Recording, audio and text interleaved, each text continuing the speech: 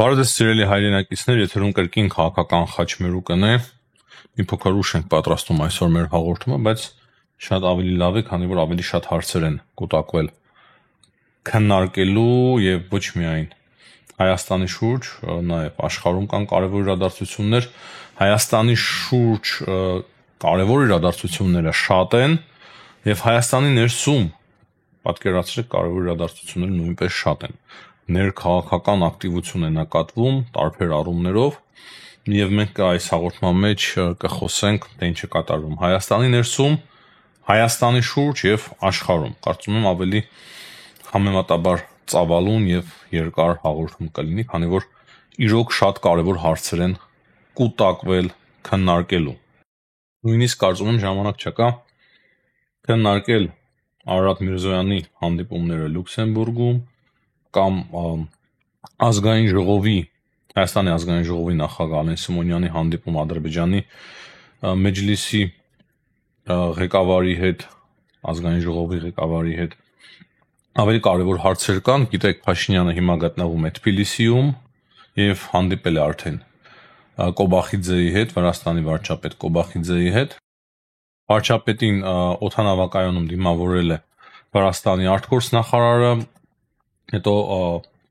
հանդիպումը արդեն Կոբախիձեի հետ շատ կարևոր է եղել, քննարկել են երկկողմ ռազմավարական հարաբերությունների զարգացումը, բարձր են գնահատել երկկողմ հարաբերությունները, թե Կոբախիձեն, թե Փաշինյանը։ Գիտեք, Փաշինյանը հիմա շատ կարևոր ֆորումի է մասնակցում Թբիլիսիում, որը որ նվիրված է Մետաքսե ճանապարհին, եթե չեմ սխալվում 5-րդ ֆորումն է, որին որ մասնակցում է հիմա նաև Հայաստանի վարչապետը, նաև Ադրբեջանի վարչապետը նույնպես մասնակցում է այդ ֆորումին, եւ այդտեղ մի շարք կարևոր հայտարարություններ է արել Նիկոլ Փաշինյանը, այս պահի դրությամբ կարող է լինեն նաև այլ կարևոր հայտարարություններ, բայց մենք ունենք հիմա չափազանց կարևոր հայտարարություններ այդ ֆորումից։ Սակայն մինչև դա կցանկանայի խոսել երեկվա հայտարարության մասին Ալիևի կողմից արված, որտեղ որ նա Ղազախստանի նախագահի հետ հանդիպման ժամանակ է արել, եւ այդ հայտարարությունը ինչ որ միտեղ նաեւ սենսացիոն է, քանի որ Ալիևը ասում է, որ փաստացի Ադրբեջանը վերացնում է շրջափակումը Հայաստանի նկատմամբ եւ հիմա հացահատիկ կտեղափոխվի Հայաստան, ճիշտ է ոչ ուղիղ Ադրբեջանից Հայաստան, այսինքն Ղազախստանով կգա այդ հացահատիկը, կհասնի Ադրբեջան, հետո Վրաստան եւ երկաթ գծերով կհասնի այն Վրաստանից արդեն Հայաստան։ Երեք արդեն ողջունել է Ալիևի հայտարարությունը Նազելի Բաղդասարյանը, նաեւ փոխվարչապետ Մհեր Գրիգորյանը, ու այսօր արդեն անդրադարձել է այդ հարցին նաեւ Նիկոլ Փաշինյանը, գնահատանքի խոսքեր ասել է, որ ես գնահատում եմ Ալիևի այդ հայտարարությունը, շատ պոզիտիվ է Փաշինյանը անցալել եւ ասել է, որ Հայաստանը նույնպես պատրաստ է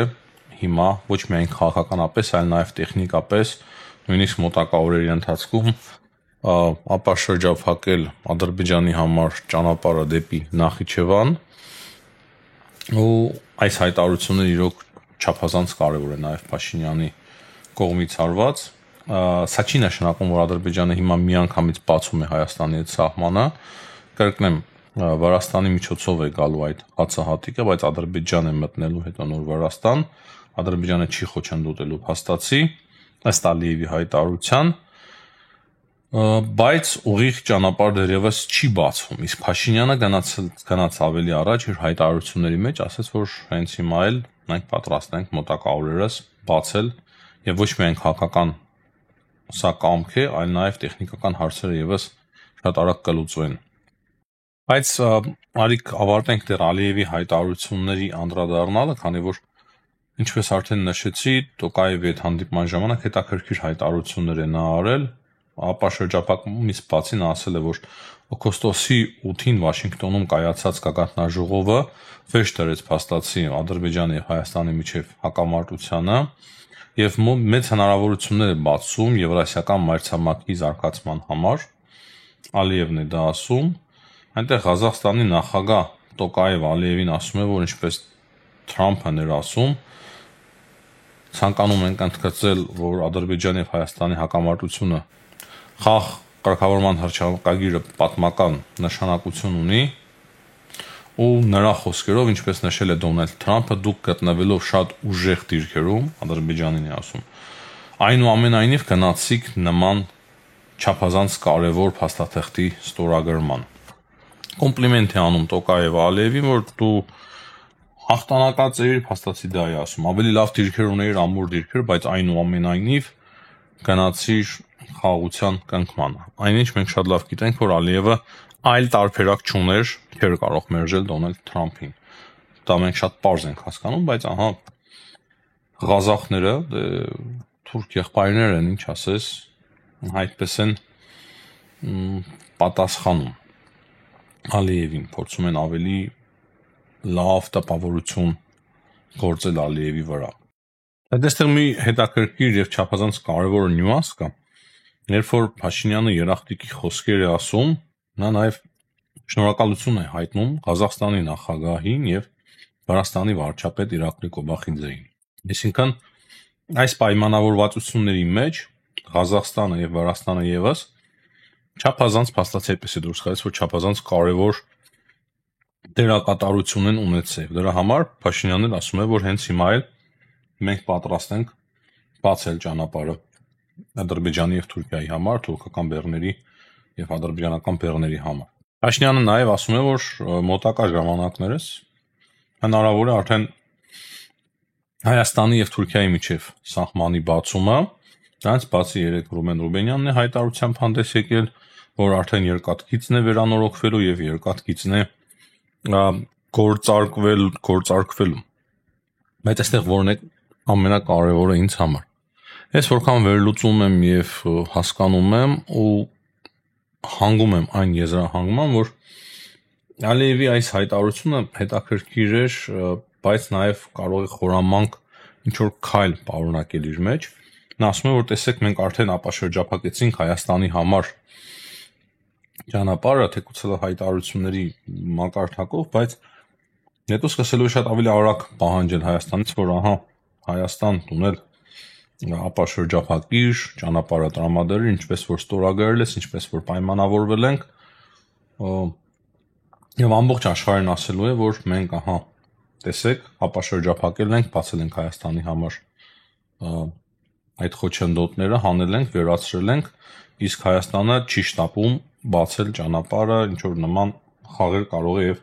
լինեն։ Ես համենայն դեպս ահա այդպես եմ պատկերացնում։ Դրա համար Փաշինյանի հայտարարությունը եւս չափազանց կարևոր է եւ չափազանց ճիշտ հայտարարություն է այս պահին։ Փաշինյանը Թբիլիսի այդ ֆորումի շրջանակում նաեւ հայտարարել է, որ առաջիկայում Հայաստանի տարածքով դեպի Ադրբեջան, այսինքն Ադրբեջանից դեպի Նախիջևան կկառուցվեն խողովակաշարեր, էլեկտրոհաղորդման գծեր եւ այդ ամենը կիրականացվի Թրիփի շրջանակներում, Թրամփի երթուղու շրջանակներում եւ այս պահին արդեն Թուրքիայի եւ Ադրբեջանի հետ այդ քննարկումները տարվում են, ընթանում են։ Անկեղծ ասած շատ հետաքրքիր հայտարարություններ են, թե Ալիևի կողմից, թե Փաշինյանի կողմից, Տոկաևի կողմից նույնպես, եւ սա մեծ հաշվով լավատեսություն է ներշնչում, բայց կրկնեմ այդ լավատեսության մեջ ես տեսնում եմ նաեւ խորամանկություն, Ալիևի խորամանկությունը հիմա միջազգային հանրության արչեւ ասելով, որ տեսեք, ես վերացրի ապաշրջափակումը, իսկ Հայաստանը չի շտապում եւ փորձելու են սխմել Հայաստանին, նույն ադրբեջանցիները մեղադրանքներ հնչեցնել եւ այլն եւ այլն։ Դրա համար Փաշինյանի այս հայտարարությունը ոչ միայն կարևոր, այլ նաեւ ինչ որ գործնական երևի քայլեր էլ սկսի Հայաստանը իրականացնել, որպիսի աշխարհին տարածաշրջանի երկրներին բոլորին ապացուցի, որ ոչ միայն Հայաստանն է վերացնում շրջափակումը, այլ նաեւ Հայաստանը եւս վերացնում է շրջափակումը եւ խնդիր որևիցե չի ունենա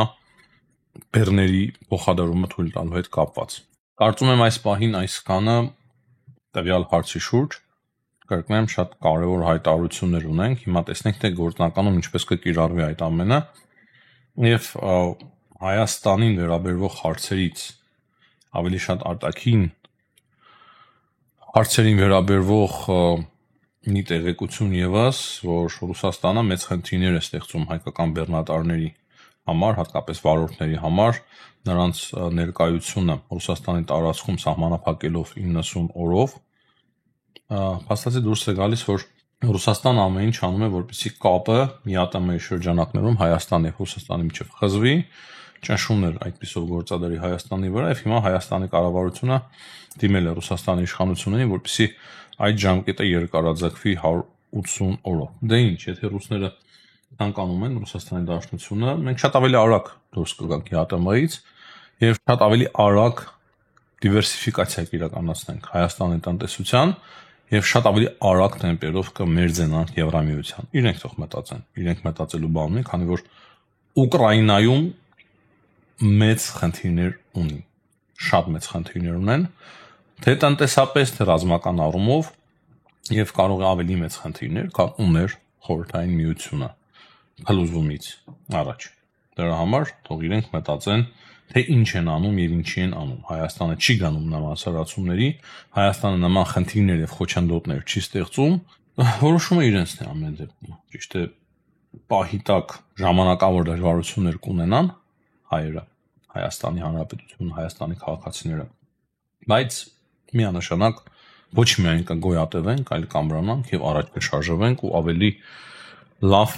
է լինելու Հայաստանի համար։ Դրա համար թող իրենք մտածեն եւ կողմնորոշվեն, թե ընդհանրապես ինչ են անում։ Հիմա սիրելի հայրենակիցներ, ձեր թույլտվությամբ անդրադառնանք Հայաստանում տեղի ունեցող ներքաղաքական իրադարձություններին։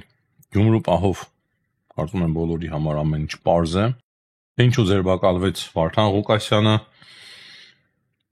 Մեկ կաշառքի փաստը փաստ էր, բայց նաեւ իր քաղաքական հայացքները, հայտարարությունները հակապետականից այդպես կանվաների շատ մեծ դերակատարություն ունեցան եւ այդ ամենը բնականաբար չէր կարող չհանգեցնել նրա ձերբակալությանը, բայց կաշառակերության այդ փաստը, կաշառքի պահանջի փաստը դա կոնկրետ օրենքի խախտում էր, որին որ չէին կարող չարձագանքել Հայաստանի իրավապահները։ Հաջորդը մենք տեսանք, թե ինչքան է Գարեգին II Կտրիչ Ներսիսյանը ներգրավում հակաիշխանական գործողությունների մեջ, որքան է օրեցօր խորացնում նա իր ակտիվությունը, ավելացնում եւ հիմա ինքը արդեն որոշել է կարգալուծ անել Տեր Արամ Ասատարյան քահանային, որը որ ինչ-որ չափով նաեւ աջակցում էր Նիկոլ Փաշինյանին։ Շատ բացի բաց չէ, բայց փորձում էր աջակցել Փաշինյանի դիրքորոշմանը եւ հիմա արդեն փաստացի Տեր Արամը հստակ ժամանակ է տվել Գարեգին II-ին, որպեսզի իրեն վերականգնեն, հակառակ պարագայում հստակ հասկացնելով, որ ինքը կդառնա Գարեգին II-ի դեմ, Կտրիչ Ներսիսյանի դեմ շարժման հիմնական առաջնորդ քահանաներից մեկը։ Ես համոզված եմ, որ մեծ սխալ քայլ է արել Կտրիչ Ներսիսյանը, կարգալուծ անելով Արամ քահանային, Ասատարյանին, քանի որ ավետարանում էլ ասված է անտեսված քարը կարող է եւ անկյունակար դառնա։ Այնտեղ չի ասված կարող է։ Անտեսված քարը անկյունակար կդառնա։ Հիմա Արամ քահանայի պարագայում կարող է եւ անկյունակար դառնա, ինչու՞ չէ այդ անտեսված քարը։ Մեկը կարգալուծ է արել, մյուսը կվերականգնի, որևիցե խնդիր չեմ տեսնում։ Եվ արդեն իսկ հայտարարվել է, որ Կիրակի օրը նա մատուցելու է Սուրբ Պատարագ, Հովանավանքում տեղի կունենա այդ պատարագը եւ արդեն նաեւ պարզ դարձավ, որ վարչապետ Նիկոլ Փաշինյանը եւս կմասնակցի այդ պատարագին, կարծում եմ շատ մարդիկ կմասնակցեն այդ պատարագին եւ դա հստակ պատասխան կլինի Գարեգին II-ին իր արարքի համար։ Այսինքն իր կարգալուծ անելը ոչ մի բան չի նշանակում փաստացի, այնց բացի Արամ քահանան արդեն հայտարարել է, որ վարչապետը ինչ ասում է, ճիշտ է ասում։ Ես ճշմարտության կողքին եմ լինելու, այո, սատարելու եմ Հայաստանի վարչապետին, այսինքն ինչպես եւ ասեցի, ինքը ղեկավարելու է այդ շարժումը ընդդեմ Կտրիչ Ներսիսյանի։ Եվ իրոք օղակը սեղմվում է։ Ես համոզված եմ, որ օղակը սեղմվում է Կտրիչ Ներսիսյանի շուրջ, եւ ես չեմ բացառում ամենայն անկեղծությամբ, որ մոտ ապագայում նաեւ նրա ձերբակալությունը տեղի ունենա։ Ես չեմ բացառում դա։ Ճիշտ է, այս պահին դժվար է դա պատկերացնել, բայց կամաց իրավիճակը գնում է դեպի այդ ուղղությամբ։ Հիմա, երբ որ մի փոքր այս արտաքին քաղաքական հանդիպումները ավարտվեն, ավելի թեթևանա իրավիճակը Հայաստանի շուրջ, ես համոզված եմ, որ Փաշինյանը սկսելու է արդեն կոնկրետ քայլերի դիմել, որպիսի ազատի Վեհարանը կտրիչ Ներսիսյանից, ինչպես որ նա խոստացել էր։ Եվ կտրուկ քայլերի կդիմի ու ավելի վատ կարող է ամեն ինչ ավարտվել հենց կտրիչ Ներսիսյանի համար։ Դա իմ համոզումն է եւ ես համոզված եմ, որ այդպես էլ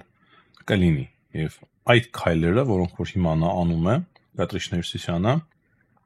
ավելի վատացնելու են, միայն ու միայն վատացնելու են իր համար իրավիճակը։ Ես գրեթե համոզված եմ, որ հենց այդպես էլ ամեն ինչ տեղի կունենա։ Միջազգային հարցերին անդրադառնալով, բնականաբար հիմնական թեման կրկին Ուկրաինան է։ Դե Գազայում գիտեք, խախտումները շատ են, բայց դեռևս այդ հրադադարը պահպանվում է։ Ուկրաինայի մասով իր հետ Մարկո Ռուբիոյի եւ Լավրովի միջև է հեռախոսազրույց տեղի ունեցել, շատ տարօրինակ մի ձևի հեռախոսազրույց է, երևի չեն եկել ընդհանուր համաձայնության։ Լավրովը իր տեսակետն է պնդել, Ռուբիոն իր տեսակետը եւ այս ամենից պարզ է դառնում, որ կարծես կհետաձգվի հանդիպումը Պուտինի եւ Թրամփի միջև, այսինքն Պուտինի ուզածն էլ դա է։ Տարբեր հակասական հայտարարություններ է անում նաեւ Թրամփը, դե Լավրովն էլ էր հարցազրույց տվել եւ իր հայտարարություններով ասում է, որ Ռուսաստանը չի հրաժարվում իր ծրագրերից, կարող է հրաժարվում են որոշ շրջաններից, ուզում են ստանալ Դոնբասը ամբողջությամբ, բայց չեն հրաժարվում իրենց ծրագրից, որ Ուկրաինան որպես անկախ պետություն գոյություն չի ունենալու։ Այսինքն լինելու է նրանց գուբերնիան, կապ չունի թե որ սահմաններով, որ տարածքներով։ Եվ այստեղ է երևի ամենամեծ տարաձայնությունը հենց Ամերիկայի Միացյալ Նահանգների ու Ռուսաստանի Դաշնության միջև, բայց Ռուսաստանի Դաշնությունը արդեն շնչախեղտ է լինում, միանշանակ դրա համար Պուտինը ինչ որ ակնարկներ է անում, մեկ ասում իրարիկ պայմանավորվենք, համաձայնում, հետո հետ է կանգնում, այսինքն վերջի դիմադրողական ուժն է ցույց տալիս Ռուսաստանի Դաշնությունը, բայց օրեցօր այդ դիմադրողականությունը Ռուսաստանի կորչում է, հալվում է եւ թուլանում է։ Դա եւս իմ համոզումն է։ Իսկ Թրամփը օգտվելով առիթից կրկին փորձում է գլուխ գովալ, որ 8 պատերազմների ինքը վերջ դրել, ոչ ոք իրենից առաջ չի արել նման բան, ոչ մի նախագահ համեմատվում է Ամերիկայի Միացյալ Նահանգների մնացած նախագահների հետ, հայտնի նախագահների հետ, պատմական լուրջ մեծ կերպարների եւ ասում է, որ նրանցից ոչ մեկը աշխարհում 8 պատերազմ չի կարգավորել եւ հիմա մենք մոտենում ենք 9-րդ մեծ պատերազմի